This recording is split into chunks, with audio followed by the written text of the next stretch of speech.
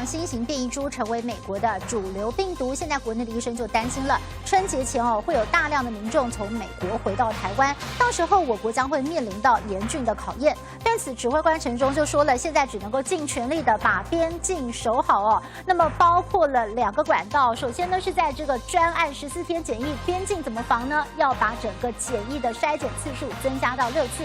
另外呢，就是在一般民众的部分呢，现在整个还是要继续的来催打疫苗。也有专家认为了，如果说呢，我们可以顺利的围堵 Omicron 变异株，那么春节之后可能可以继续降级，甚至是开放国门。不过口罩明年还是不能脱。而对此，陈忠则是非常保守的回应，这些都还是假设性问题。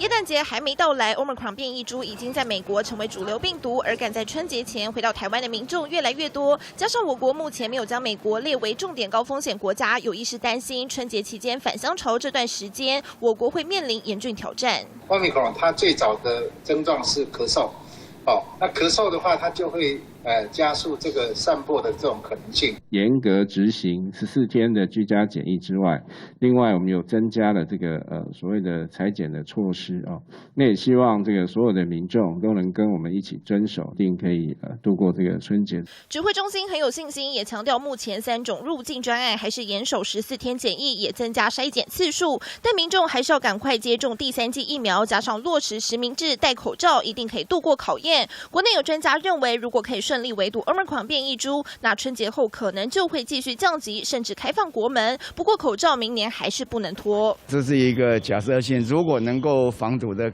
成功，那当然就可以陆续的解除各样的一个限制。不过前提还是要能够防堵的成功。75岁以上的民众这边的接种期还是不理想所以我们这边还是在加油，还会在这个考虑这个国际的疫情那还有当时我们国内是不是有本土疫情来做考量。看看75岁以上的年长者疫苗接种率一直无法再冲高，还得再加把劲。外界更忧心21号到期的4000剂莫德纳会不会打不完，指挥中心强调一定打得完。目前疫苗到货也很充足，21号又有一批 AZ 疫苗抵台，效期到明年4月30号。而在北车的接种站也会继续延长服务到29号，希望努力冲高接种率。记者综合报道。